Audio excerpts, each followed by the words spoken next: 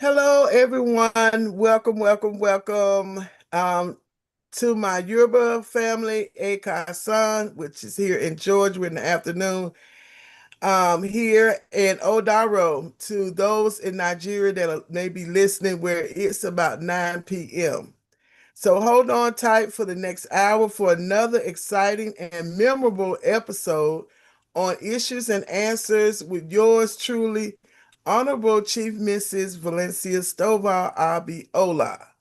Today is Monday, May 18th. And guess what, y'all? It is Older Americans Month, for those of y'all who didn't know. And yes, I have gotten to that age where I am considered to be a senior citizen. I'm at the 55 plus mark. And what a day to end our season. Today is our last season show for this season. When we'll talk about the emotional, physical, and financial challenges of divorce, of being a divorced father. And like my friend says, hashtag he too, and that's courtesy of Angel Massey. So hold on tight because my special guest is, of course, waiting.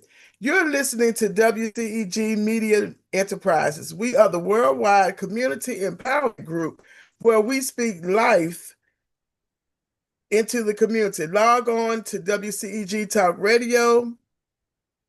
You can watch us live on Smart TV, on Roku, cable channel, YouTube, Facebook, LinkedIn, and now on Fanbase, Blue Sky, and Twitch. Search for WCEG and subscribe, like, connect, and follow us on all the social media platforms. So you can even say, Alexa, play WCEG Talk Radio. Listen to WCEG on all of our 11 podcast distribution platforms. Yes, y'all, there are 11 of them. And last but not least, y'all know I have to give this disclaimer every time, and that is that the topics and opinions are those of the show host, which is myself, Honorable Chief Mrs. Valencia Stovall Abiola, and my guests of Issues and Answers, and not of WCEG Media Enterprises. So whatever we're saying and talking about, don't y'all try to talk about WCEG, talk to Issues and Answers. And thank you for your continued support. I want to start off, of course, every show, I start off with a brief moment of silence for those who are no longer with us physically and for those who are facing challenges. Y'all, there are a lot of challenges going on, and they just need words of encouragement. We must keep the faith, and trust in God because He will never fail. My April show, of course, gave you some insights into three candidates that were running for office.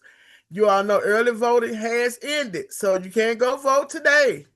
You have to go tomorrow, and which is the primary election, Tuesday, May the 19th, to decide the Democrat or the Republican nominee, and also the judges, which are nonpartisan races, which means that they're not affiliated on paper with either party. Nonpartisan, like I said, they're also not affiliated on paper, but although personally they may align with either party. And some of you have gotten a lot of mailers that come out saying this party says support these judges, these candidates. So that's the nonpartisan, and some legislation that was signed into law dealing with nonpartisan. But I get into that later. We're going to be watching, of course, the election results for Tamara Johnson Shealy, State Senate District 14. She was a guest on my show. Judge Naila Grant McFarland for Fayette County State Court. Tamala Lachey Harps for Clayton County Commission District 1. And Vanessa Battle for Clayton County School Board District 8. All of those were guests on my show. And along with many other races, of course, a lot of statewide races and be watching. And according to the Secretary of State, more than 1 million or 14% have already voted in the primaries. Those numbers are up from the 2022 race. That was his last statewide race that we had. Three of the largest Democrat strongholds in Georgia had a percentage in the double digits. Fulton was at 16.6%, DeKalb at 18%, Clayton at 14.9%, and other counties that showed an increase, Cobb at 15.3%, Gwinnett at 12.7%. And there were 580,000 ballots that were pulled for people who want to vote Democrat, while 430,000 people pulled Republican ballots. And that left 16,000 that pulled the nonpartisan. And remember, I said earlier, nonpartisan were the ones with the judges and a few other seats that are not party affiliated on paper. So, and that 16,000 is a lot. That means it was some people that said, either I'm an independent voter and I'm not affiliated with any other party, or I'm just not sure. It's just so confusing. And these races are very confusing. A lot of candidates, and it's a lot. But guess what? Today's show, our guest is a new book author, Xenophon Cater, and his book is A Divorced Father. The day everything changed. And this was our show topic for today. And in full disclosure, I have to tell you, he's also happens to be my first cousin on my mom's side of the family, the Cater family. We grew up together, of course, playing together, going to church together, because our grandparents, Prince Charlie and Mother Maybelle Cater, didn't play about the Lord. They were believers and believed in baptism by the Holy Ghost. So we spent a lot of time in church as children. They raised us with values we still keep today. And of course, we definitely miss our grandparents.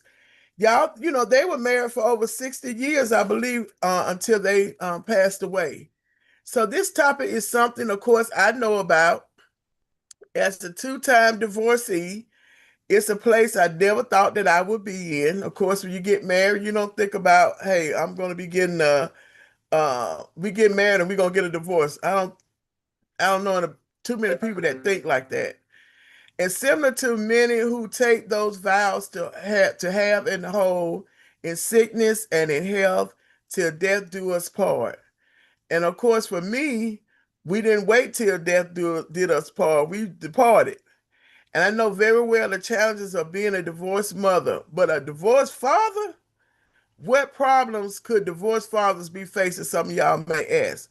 Well, let's jump right into this conversation. I'd like to welcome Xenophon Cater to Issues and Answers on WCEG Talk Radio. Thank you for joining me. Yes, thank you for having me, Valencia. Yes.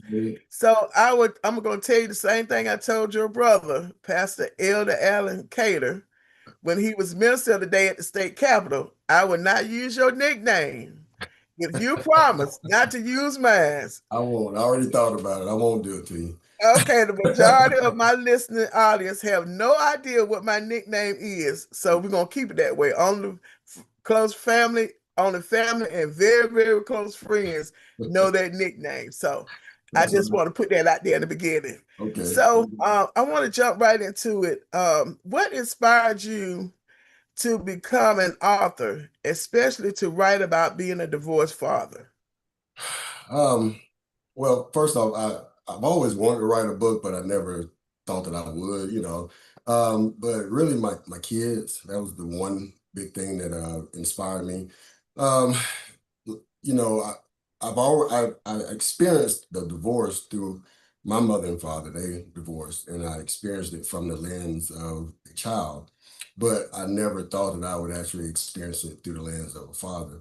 And so when I started going through the process, I actually judged a lot of people, a lot of fathers that I knew that were divorced, that I couldn't understand what happened. Even my own father, I judged him also. And not in necessarily a negative way, but I just didn't understand. I was ignorant. I didn't understand how that process worked. So as I started going through the journey as a father and just seeing the impact of how it had on my kids and my family, and even looking back at hindsight, looking at my father and looking at other fathers and how they were labeled. And a lot of people just didn't know what was going on in their head, what was happening. So I decided to write a book to hopefully inspire fathers, divorced fathers, even single dads that's going through this, trying to stay present in their children's lives and not get discouraged. So that's what inspired me. Wow. And like you said, sometimes when you're not in that seat, that driving seat, and you the passenger, you see a lot of things. You say, "Oh, why they did this? They shouldn't have done that." And Mhm. then when you become the driver Right. in that seat, like you said, you see things totally different. From that point of view, and you say, "Oh, I can understand why at that time they may have made that decision, even though I might not agree with it." But there were other circumstances that you had no purview about those circumstances as to why some decisions were made the way that they were.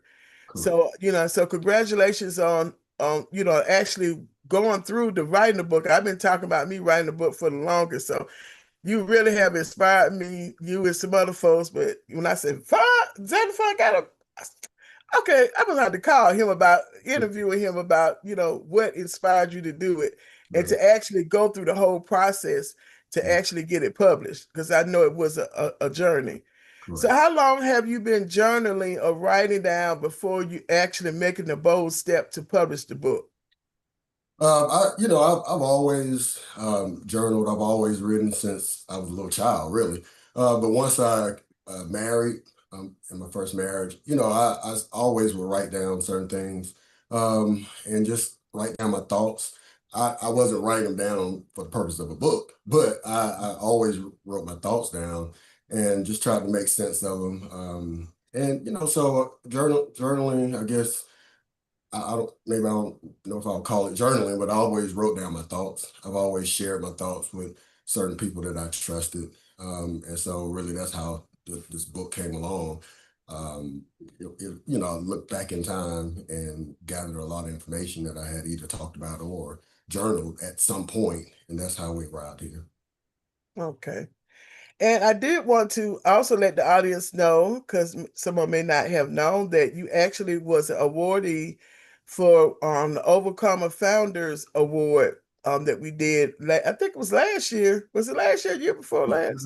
Year before last, 2 years. Okay. Mhm. With the Georgia Single Parent Day, and you all know I always talk about it every year, Mhm. as we recognize single parents who are doing an outstanding job of raising their children.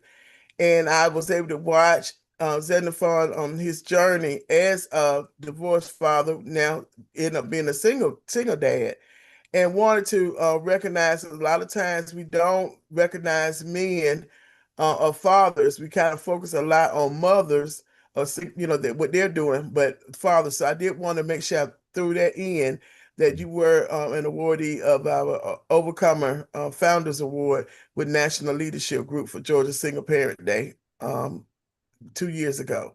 Mhm. So moving on, our grandparents, of course, were married over 50 years. I couldn't even remember the exact number of years. I know it was a lot of years. It may have been even in the 60 years. I just couldn't remember. So I said I'd be safe Mhm. by doing 50, over Sure. 50, before they passed away. And you come from a Christian background, and I've heard what God has joined together, let no man separate. Mhm. What is that journey like to daily have to overcome the negative stigma that comes with a broken marriage and when children are involved? That's a tough question because when you've been raised a certain way, um, we're raised not to divorce, to be honest. You was raised to stick in there, stay in, and until the end, until death do you part. And I guess with our upbringing and even the church that I've been raised in, it was a stigma that if you did this, you was one sinning, and if you did divorce, you couldn't remarry. You had to stay single, and so that was hard to deal with. And to be honest, because of that, I ended up probably staying in my first marriage longer than I probably should have. And because of my upbringing, because I wanted to stick in there, I wanted to make it work. I wanted to be there. I wanted to raise my kids and a whole family and not have a broken family. So denied myself, my own feelings, my thoughts, my emotions. I buried them in order to uphold the values that we've always been taught. And I didn't realize that really what was happening was I was dying inside quietly, silently, which most men do. We won't talk about it. We just keep going and bury it. And so I didn't realize what was happening. I love my grandparents and I love my upbringing and I hold true to those values. But I did have to step outside of that to heal myself and to show my children a better example because I was giving them less of me because I was dying inside, and so I had to become healthy in order to show them really a better me. So it was a battle, religion versus feelings and and thoughts. But overall, I still never deny God. I still hold Him close to my heart.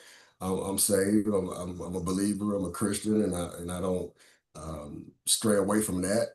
But I did have to heal myself. I did have to move forward and move away from a toxic situation in order to become whole. And I think that was for both me and my ex-wife. I believe she is now better now. She's whole, and I am too. And I think we're moving forward in a better way.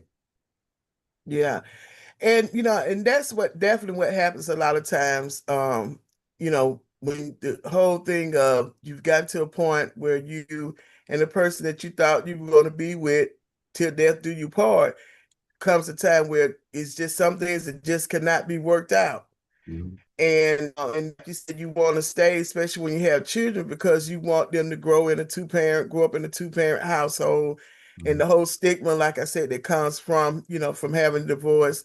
And these are all the things, of course, I had to go through with my first marriage, with my two kids, being a part of it, and like, okay, what am I going to do, you know, after this, and then you have the whole bitterness part. I know that I went through that bitterness part, and then learning the whole journey of forgiveness, Mhm. and kind of like what you talked about, having to heal yourself, because not even thinking about what's going to be next, the next relationship, because if you don't heal within yourself and that forgiveness, it's going to always come back up. And then when you're dealing, of course, like you said, with the children and making sure that they are healthy and okay, and they understand it's not either parent's fault, because you don't want them to get in the middle. And I know that that had to be a challenge, because the children love their mama, the Yeah. children love their daddy. Mhm. And at those young ages, of course, they don't understand, Right. what's going on. So, I'm very, very happy and thankful, that you were able to say, hey, both were able to decide this is it. Mhm. Let's just heal for the betterment of the kids, because we still want them to grow up in a healthy environment, even though they might be in a split household, but they still can grow up healthy. Right. Um, and so, what is it that you hope the readers who are reading a divorced father will walk away with after they're reading your particular book? Um, for one, I would say I've seen a lot of fathers give up. I've seen a lot of them abandon. I don't think they abandon their children, but they abandon the situation because it's hard dealing with a system that's really designed, in my opinion, to keep the father at a distance, and it's not promoting um, unity, but it's promoting where a father just seems hopeless, and those are all the feelings that I never knew that I was going to experience when going through this, just feeling hopeless, feeling like I'm on a schedule. And child support dictated everything. Mhm. So what I want a reader to really walk away from is that, keep standing, don't give up, don't abandon your children. They don't understand. I don't care if they're young or older, but keep standing, keep God first, and really keep pushing to stay in your children's lives. Like I said, I see a lot of fathers that they just go numb and they just kind of fade out and they feel like, what's the point? They live every day trying to figure out if their license is going to get suspended or if they're going to be put in jail, versus focusing on loving their children and spending time with them and giving them all of them. So I would just encourage every reader. Hopefully, this book inspire young men, older men. I'm not a young divorced father. I'm an older divorced father, but I need the same type of motivation and support that a young father would. So I would just hope that I would tell any reader, keep standing, stay standing, and don't give up. Yeah, definitely. And like you said, and we're going to actually talk about, some of those challenges in policies that are geared more towards favor for the mother in the situation. It's almost like the system just believes that dads don't care about their children if they're not there in the relationship, which we know, that is not true. I, watched your dad, my uncle, still was involved heavily going Mhm. to y'all's games, being there, y'all. So it's not that it makes them any lesser, the father any lesser because they're not in that relationship, but they have rights too. You all as fathers have rights as well. Mhm. Some, like you said, they go numb. Some fathers go numb and walk away, from it, not understanding the long-term effects that it has on those children because they start feeling like they don't belong or they it was their fault that the parents separated or got a divorce or what start messing with their self-esteem. Mhm. So for all the fathers out there who are going through a divorce or have gotten a divorce, like Xenophon said, stay in there. Don't give up. Even though it's hard. Even when I was elected, I had quite a few fathers that reached out to me about those policies. Even when you reached out to me, I was like, "What? Right, I didn't know that was that." So I'm scrambling trying to find, okay, which one of the legislators, will be willing to take on, some legislation because this is big, when you start saying fathers need to have rights, because right, it's automatically that the mother's supposed to have custody of the children. And a lot of times it may not be the case. And there's nothing wrong with shared custody, or sometimes it be the case where the father gets full custody, right. but they shouldn't go through more scrutiny than the mother, would go through with the same situation.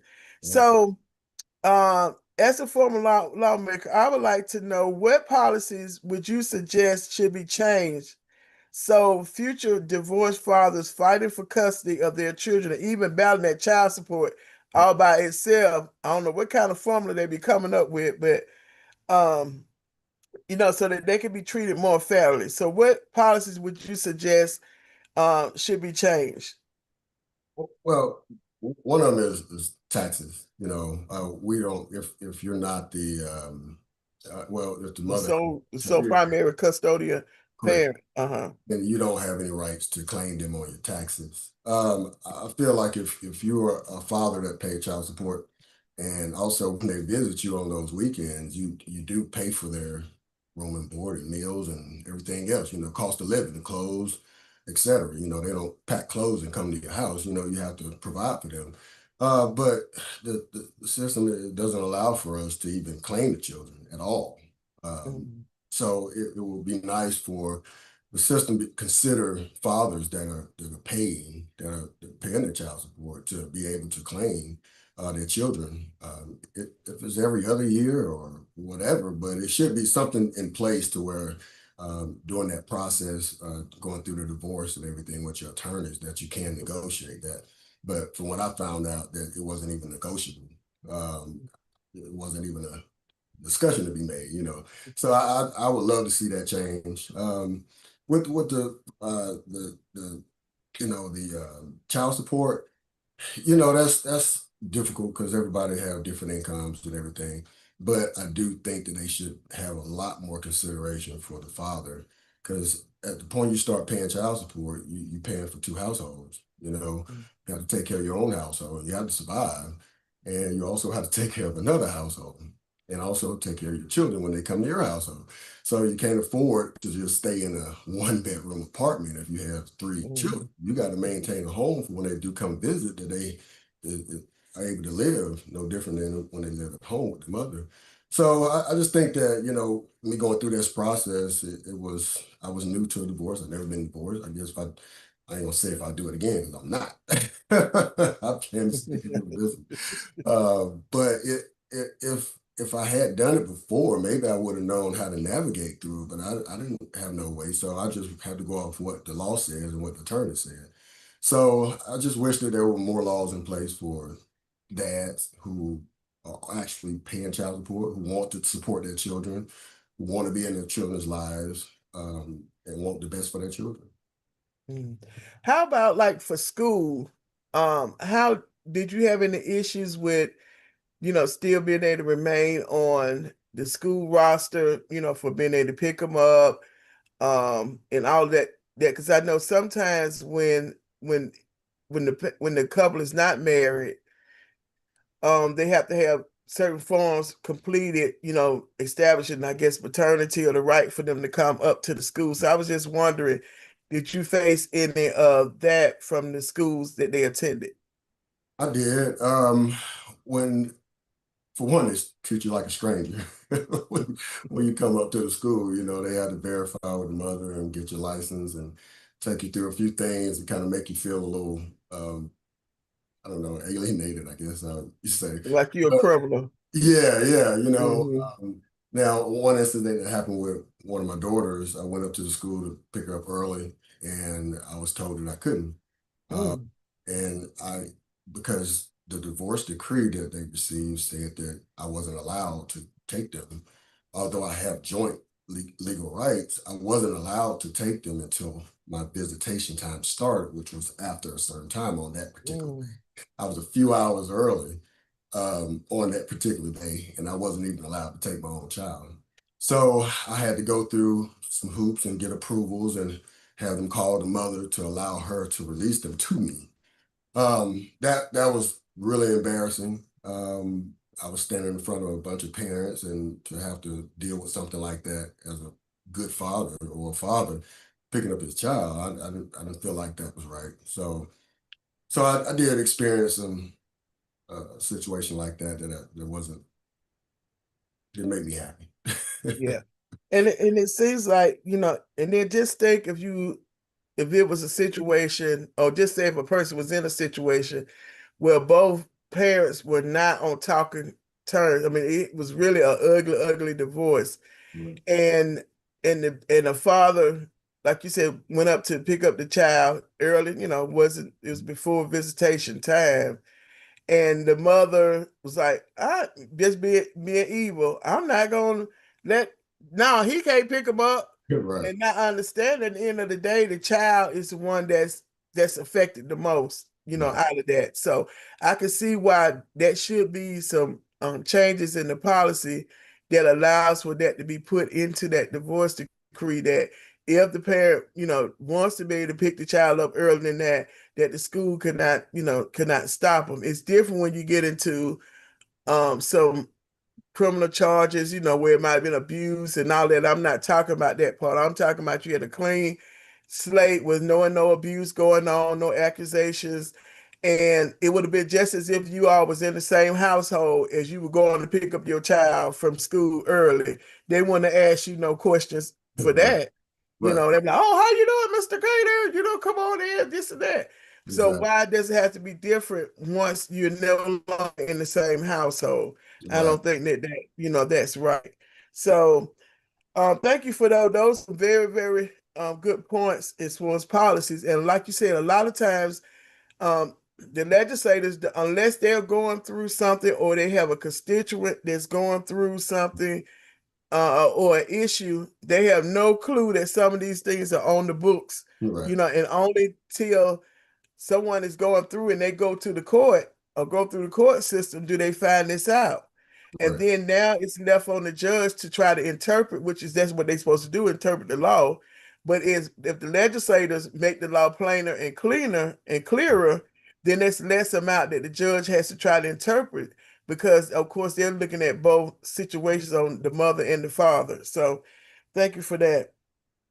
Um, so where can the listeners find your book if they were interested? They say, "Hey, I want to read this book to see what all he had to go through." these challenges of overcoming and really being able to heal as a divorced father. So how can they find your book? And if they want to request you as a speaker, if you have some opportunities, you want Xenophon to come out, Mr. Cater to come out and speak to you about what he's gone through, whether it's at your with your congregation, whether it's your women's group that you may have, they need to hear from the father side, or you may have a men's group. So whatever that case may be, and you would like for him to come out so he can reach you. If you want to reach me, my email address is xenophoncater@gmail.com. So that's XenophonCater@gmail.com. So again, Xenophon Cater, not Carter, XenophonCater.com.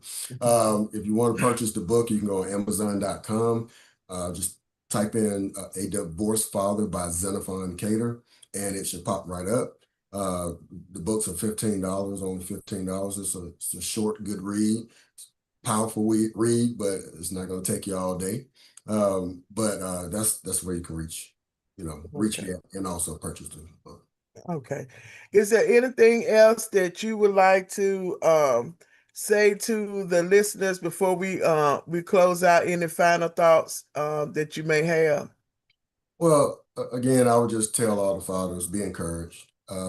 Just don't stop being a part of your children's lives. They need you, regardless if they act like they don't need you, because these teenagers they go through these phases that they're gonna start feeling themselves, and you're gonna have to overcome that. Whether they know that they want you in their lives or not, they do, and believe me, believe it or not, I've seen both cases. I've seen older girls particularly end up wanting their fathers around, and they wasn't, the father wasn't present. So I would just encourage all the fathers, just be present, stand, and I joke with this, if you have to cry, go cry in the bathroom, get it out the way. I done did it many days, many nights. But at the end of the day, I dry my eyes and I go and I be there for my children. So I would just encourage every father, do not stop standing for your children. Keep going no matter what. Thank you. And congrats on your second marriage. I want to say congratulations to that. And like you said, it came about because you had to go through that time of healing. But how difficult was it to try marriage again and being able to find the balance for a blended family now that you have? It was scary at first. Anytime you go through something that's traumatic, you tend to stray away from it. You see a lot of people just saying, "I'm not going to do that again. I'm not going to do marriage." But I had to trust that. For one, I don't want to be single all the rest of my life. I'm still young. I'm not 80 years old and ready to just lay down and watch TV every day. I want a companion. I want someone who's going to love me and that I want to love. So it wasn't difficult. I think it was a little bit more difficult blending the family just because everybody's different. The way she think is different than the way I think. When it comes to raising kids and how we parent. Not to say it was bad ways, but it was just different. So it took us to really be understanding, communicate a lot. I mean, heavy communication. I'll put that number one with me and my wife now. And, without communicating, counseling, and getting professional help, even though you don't think you need it, still get it, and just making sure that, all lines of communication is open. So it wasn't difficult. I learned from my past. I saw mistakes that I made that I said I'm not going to do again. And I think she did too. And so second go around, we're doing well. We're loving each other. We're having a good time. And we're finally living life like we really want to as a couple. So. That's great. That's great. I know after my first marriage, I was like, no, I'm not going to get married. And of course, I ended up meeting the gentleman. We dated for about 7 years Mhm. because both of us was like, no, we're not going to get married. And then we ended up getting married. But then within a couple of months, we got a divorce. Okay. And so after that, I was like, you know what? I don't know. I don't want to be like, that famous star that had about seven husbands. I'm not gonna say her name, but everybody else know who it is. Right, right. But then, learning from past experiences, and this one I wasn't even uh looking for no relationship or nothing. We end up getting introduced through a mutual friend, and we just was laughing. I was like, "No, nah, not thinking about it." He's like, "No, I want to marry." I was like, "No, I don't want to get married. No, no, no." Right, right. And eventually wore me down. Took Mhm. about a year, Right. wearing me down. And so now it's a different type of marriage, of course, because it's a long distance marriage. He's in Nigeria. But the exciting part of it is that both very mature, Mhm. going into the relationship, like you said, and we do have a blended family, but a little bit more challenging because it's blended across the waters, from here. But I'm happy. I'm excited. I'm looking forward to going back over to Nigeria in late July, June, July, Forward. for a couple of weeks, well, almost a month, and Yes. then looking forward to him, of course, eventually transition and being able to come here to the United States. We got some administrative problems up in the Washington, D.C. Right now, so that's holding up a lot of things. But I'm excited. I appreciate you taking time to join me here. I always appreciate any time being able to showcase what's going on with the family, and very, very excited about you being a new author and looking forward to some many more books, maybe a workbook that goes along with a companion journal going Right. along with a divorced father. So those of you all who are listening, if you know somebody, or and if you don't, you just want to know, what is it like walking in the shoes of Xenophon Cater as a divorced father. Definitely go to Amazon, and like you said, you can email them to get more information. So thank you for being my guest. We've enjoyed hearing your journey and wish you many blessings and success as we're going to claim it that you're going to be a New York Times bestseller and in other awards, as well as maybe turn it into a movie on the big screen. So when it get that now, y'all remember that y'all heard it on Issues and Answers on WCEG Talk Radio. But thank you so much, cousin, for taking time with us, and I'm sure we'll talk again later. Yes, And have ma'am. a good weekend. Be safe this Memorial weekend. Yes. Thank y'all I so know much. y'all gonna be barbecuing, so let me know where y'all gonna be at. You already Um, know. yeah, You already know. But thank you, WCEG. I really appreciate it. It was my first interview, so I'm definitely appreciative. Thank you. you're welcome. You're welcome. All right, y'all. So make sure you check into the comment section to find out more on how you can get a divorced father, the book. And so now we're going to move into say what to the say what. So I haven't done the say what segment in a while, y'all. Though these are the things we hear and just can't believe they are true. And I would say what to the what. So I was wondering why there was so much focus on Taiwan. And so, but I want to know, did y'all know that Taiwan is the largest manufacturer of semiconductor chips, which are used to power a lot of technology in the world, including like those data centers? So you think about it, what if access to those semiconductor chips were limited to only a certain country, or only can be received, like I said, limited to a certain country? And if technology can be controlled through those semiconductor chips, and depending on what country has control over them, then there would be no need for sending any missiles or to destroy a country, because now you could destroy and wipe out a whole financial system, whole healthcare system, all according to AI and technology.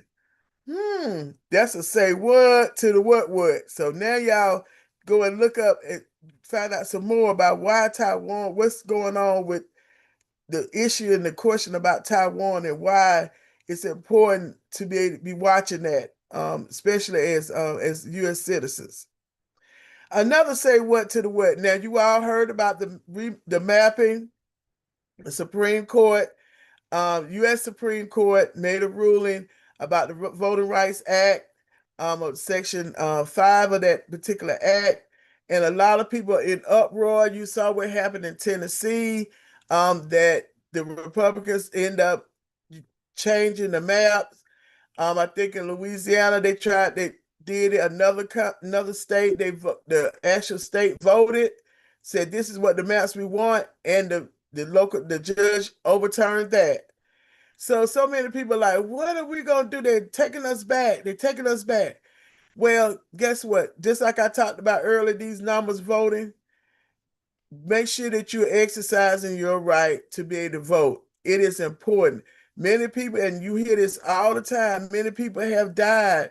There have been incidents across the United States, especially in the southern states, which was why the Voting Rights Act was implemented, because of all the disenfranchisement and discrimination that has happened in the southern states. That's why anytime the maps were going to be changed, they had to initially get a clearance from the U.S. Department of Justice to make sure that they were making sure that the Black population was electing people who they want to elect. It wasn't necessarily that they were electing Black people to represent them, but that they would be able to elect whoever they wanted to elect by choosing themselves, not according to somebody else or another party telling them this who you have to elect.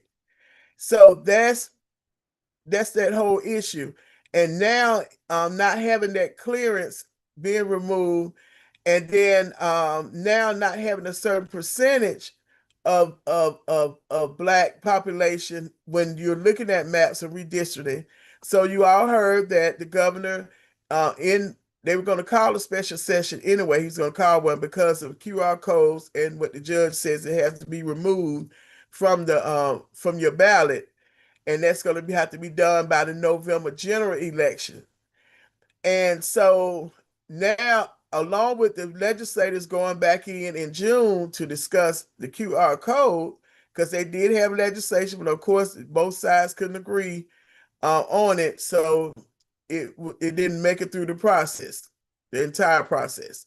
So now, added on to that, the legislators are going to be going back in talking about the redistricting or changing of the current maps for voting. And these maps are the maps for the congressional seats, which are the U.S. House of Representatives, not Senate, because the two Senate seats we have, which every state has two U.S. senators, that is statewide. So that is not according to district. Everything else is according to district. Your state representative, your state senate, your U.S. House of Representatives, all those according to district, and people vote according to their district. So what's going on with the maps is being able to change them, that they may favor one particular party over another party when it comes down to voting. So that's why you hear people talk about diluting of the votes. And so I definitely would talk about that some more in our new season in September. I get into what my own perspective is on it and how coming up with a plan that's similar to how the Republicans did the plan when they flipped the state of Georgia when Sonny Perdue was the governor, and there were many who were Democrats that switched over to the Republican Party because now they were the ones in power. And so, hey, who's to say same thing shouldn't be done again? You flip over, but you know that right there's a huge tab. That would happen with me in my Senate race. Somebody claimed me of being a Republican, even though I was a Republican, but the thought of who voting as a Republican. But sometimes some strategies work if you want to get what you want to get done. So I'll leave it at that and talk about that, much later. But I did want to make sure I touched on that redistricting and mapping, and that so that also will include your local elections, would end up being redistricted as well. So just pay attention. You all ask questions.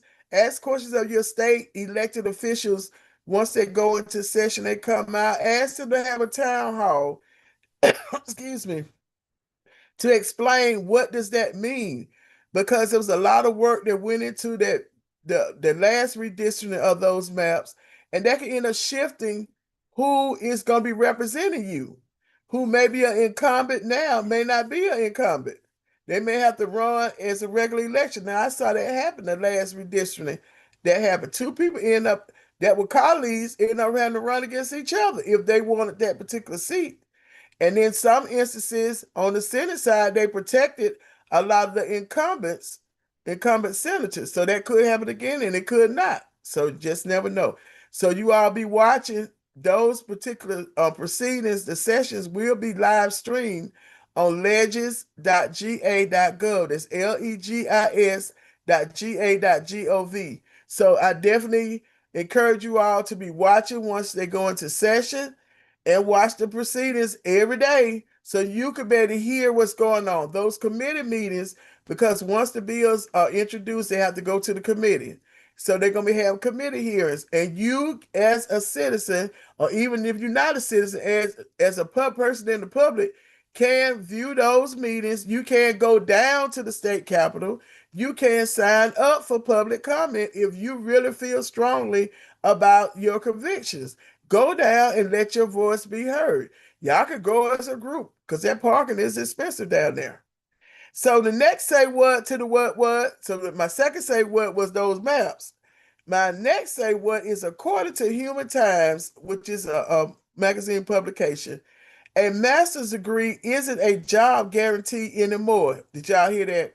Now we're in the season of graduation. We're in the season of people graduating from college, getting their bachelor's, their master's, their doctorate, their second degree. They're saying now, according to Johnny Taylor, who's the president of SHRM, SHRM, which is a lobbying group for HR professional, human resource professionals, he said that hiring managers are more receptive to the idea that a person doesn't need a graduate degree to be competitive. Uh-oh. They're seeing that hands down, especially in the last 2 or 3 years with AI, artificial intelligence, employers simply want to know, can you do it? Can you do the job? Not how many degrees you got, what school you went to, can you produce? So that's to say what? So when you think about that, now how are our local schools, the K through 12, and our higher education institutions adapting to this rapid change that's being caused by AI when it comes down to how careers are going to be determined? And I know I've watched over the years when I was in the legislature where there were changes made, like Georgia Tech ended up coming up with a program for fintech, being able to have a fintech degree, which is financial technology. They didn't have that before. And then they even, in some instances, cut down the amount of time. Some other university, four-year universities, have started decreasing times or adding it into an existing program. You got at your technical colleges, they're going to be more and more in demand because those are shorter times of getting training. So, and then you have your apprenticeships program. So there are many opportunities out there that everybody does not now have to go to a four-year college in order to get a well-paying job. So you who are parents of kids that are still in school, whether they're elementary, middle, or high school, watch asking questions so you can make sure that your children are going to be prepared for this life dealing with AI and the future of it in our communities, in our country, and even internationally. So I have a few announcements. So that was to say what to the what are these schools going to be ready? So on Tuesday, May 19th, you heard me talk about that. I can't emphasize enough about primary election. My father and I, we didn't early vote. We going on Tuesday to go and vote at our polling precinct. So make sure that you know before you go. Visit SO.ga.gov, or you can Google My Voters page, which will bring up your profile and put in your first initial, your last name, your date of birth, month, day, and year. You will also put in the county where you are registered to vote. Once you put that in, another screen is going to pop up and it's going to show you all kind of tabs at the top. You go to my voting location so you'll know exactly where you're supposed to vote. Many voting precincts have changed. Remember, do not go into where the early voting precincts were, because some of them will not be in existence. So you have to go to where you are registered to vote at.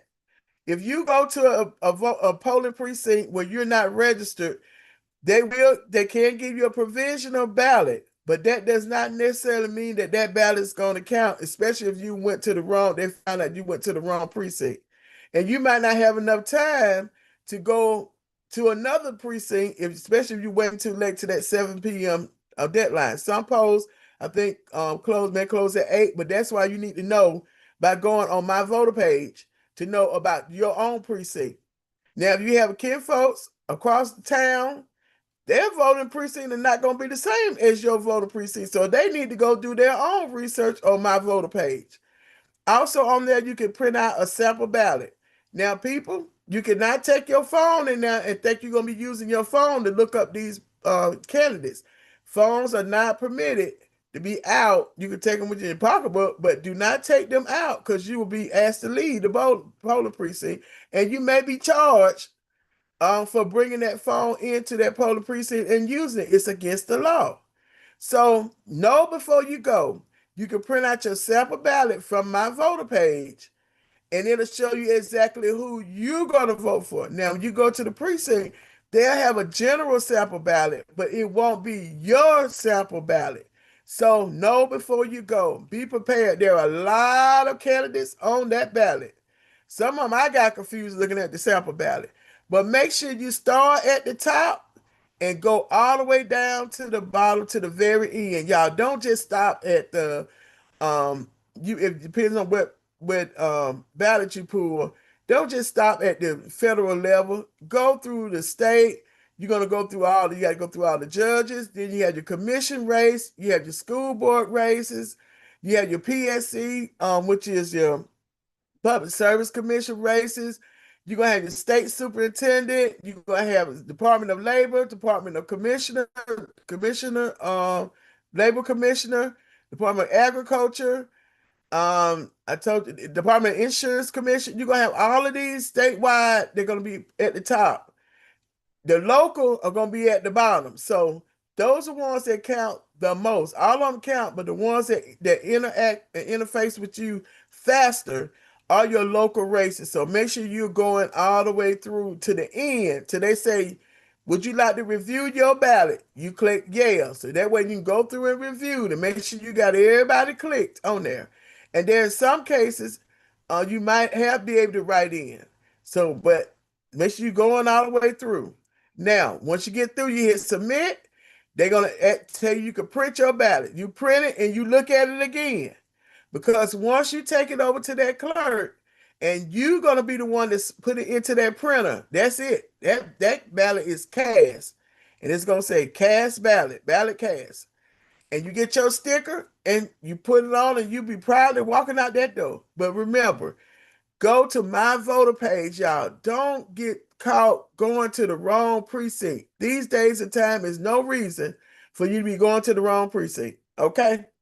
So know before you go, print out your sample ballot and know that don't make your votes on the popularity contest, because that's what's gonna mess you up. You better go and find out what these people platforms are and see if it aligns. Now remember, you're never going to vote for somebody 100% they're going to agree with you. No candidate you agree with 100%. Nobody ever agreed with me 100%. But if you can get like 65, maybe 70% that you agree with that particular candidate, go ahead and vote for them if that's the one that's at your top choice. Now, if it's less than that, don't vote for them. Move on to the next candidate. But you got to know before you go. Tomorrow is the last day. After tomorrow, there's going to be a runoff, which is usually held within 4 weeks of the primary. So that means there'll only be two candidates on your ballot for the runoff. And that's because neither one would have gotten 50% plus one. So they have to get 50% plus one. So if it's 499 and they needed 499, 500, they get 499 plus one. But the percentage is what counts. So, another announcement, as a senior policy advisor with Hand, Heart, and Soul Project, I am allowed to utilize my expertise in policy and advocacy. We have been conducting policy and people sessions, policy plus people sessions. Our last one was held on Friday, this past Friday, May the 15th, at the Forest Park Senior Center, and I appreciate Ms. Foster and the City of Forest Park for allowing us to come and chat with the seniors. There's over 30 seniors that were there, and we talked to them about how not to get scammed, how not to get got. So we were able to have Sean Conroy, the Communications and Outreach Coordinator for the Georgia Department of Law's Consumer Protection Division, which is formerly known as the Governor's Office of Consumer Protection, but this is up on the Attorney General's office. In it and talk to the seniors about how not to get got. And I even learned some new stuff that I didn't even know about what was going on when it comes to scams and some of the laws that have been passed, that the legislature passed and the governor signed, that are consumer protection laws. So I shared tips on how to use their voice to advocate. Because guess what? The stronger the laws are, that comes to protect those who are most vulnerable. But they had to know that these laws need to be changed. So that's why your voice is important, and you advocating and learning how to advocate and learning who to go and talk to. Did you know that each person has about 65 elected officials that represent them at some point in time that you would have voted for? Not all at one time, but during the course between 2 years and 4 years and 6 years, you would have elected about 65 people. That's a lot of people that for one person to have their voice that you could use to be able to activate and advocate for better in your community. Okay, on Saturday, we were at the Riverdale, their first health fair, featured several exhibitors promoting physical and mental wellness. I spoke with those that came, stopped by the booth about the importance of using their voice to advocate for improved access and quality of access, not only for healthcare, y'all, but for policies that allow for a cleaner environment, fresh food access, and affordability. Your voice matters. When you're going to vote tomorrow, that's your voice in action at the polls. Our next Policy Plus People series will be a virtual one on June the 18th, so mark your calendar for June the 18th. The topic will be healthcare. Topic, no, we won't be healthcare. Actually, it will be power in partnership, advancing food access through community plus policy. And we will be talking with Isaiah Zimmerman with the Clayton County Community Service Authority. So those who are in Clayton County, you all know 1000 Main Street. That's who we'll be talking with there, Mr. Zimmerman from there. And they have many serving arms, so they do a lot as a Community Action Authority. So mark your schedule to join us for that particular event virtually. And in August, we having our big unconference event. So you all just make sure you follow me on Facebook, on Twitter, Instagram at Valencia Stovall, so you can be able to keep up with the things that are going on that I'll be involved in. Community Champions is a SNAP Ed, which is another name for food stamp program to keep recipients and decision makers and community leaders engaged with each other. If you're interested in having your voice matter in Clayton County, they are meeting monthly, and the next meeting is actually tomorrow, May the 19th at 6:30. And I will post the link, registration link in the comment section if you're interested. Or you can email Tasha, Tasha, at handheartsoul.org to send you a flight if you want it. But guess what, y'all? We're at the top of the hour. We're at the top of the hour. And time has caught us. And we know, unfortunately, all good things must come to an end, especially with this particular show. I know y'all enjoyed hearing from my guest, Xenophon Cater, the new author of the book, A Divorced Father. You got a chance to hear a little bit about why voting is important, about the maps. I even talked about those graduate degrees, those master degrees, may not be as important as we move further into technology and AI in our society.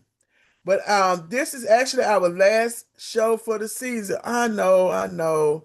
But guess what? We'll be back on Monday, September the 21st at 4 p.m. for a new season with new episodes here with the issues and answers on WCEG Enterprises. And our goal is to educate you on those things you might not even think about unless you're in a situation to be concerned. So thank you all so very much. Y'all be safe. Happy Memorial Day weekend. And remember those who have fought for our country and those who family members who have sacrificed as well. But y'all be safe and see y'all back in September. Make sure y'all keep it up with me so you will know what all I'm involved in. All right.